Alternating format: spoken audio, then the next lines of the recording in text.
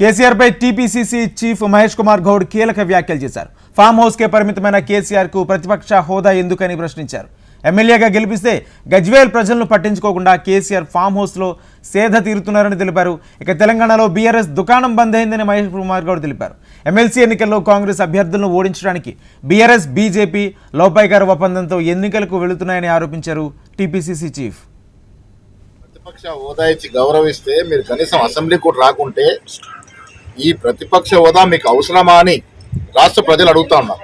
ప్రజలు ఇచ్చిన అవకాశం ప్రజల కోసం సద్వినియోగం చేయాల్సిన పరిస్థితిలో వారు ఫామ్ హౌస్ కి పరిమితమయ్యేది అవ్వడం అనేది చాలా బాధాకరం. ఇక ఎన్నికల విషయానికి వస్తే సేమ్ పార్లమెంట్ ఎన్నికలు జరిగినటువంటి తంతే ఇప్పుడు జరుగుతూ ఉంది.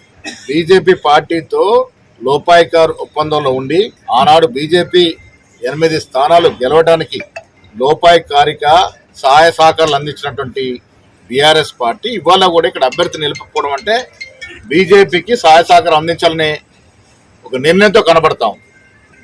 రాజకీయాల్లో దోస్తీ అనేది పొత్తులు అనేవి చాలా బాటంగా జరుగుతాయి. కానీ మనం 10 ఏళ్లుగా చూస్తూ ఉన్నాం ఈ రాష్ట్రంలో బీజేపీ కేంద్రంలో అధికార పార్టీతో లోపాయికర ఒప్పందంలో చీకటి ఒప్పందంలో బీఆర్ఎస్ పార్టీ ఉంది.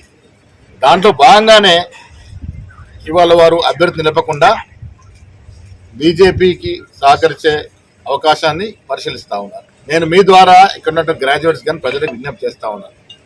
కాంగ్రెస్ పార్టీ అధికారంలోకి వచ్చి సంవత్సరం అయింది, 14 మాసాలు. వాళ్ళు 10 ఏళ్లలో చేయలేనటువంటి ఎన్నో కార్యక్రమాలు మేము సంవత్సరంలో చేసి చూపించాం. మీకు ప్రతిపక్ష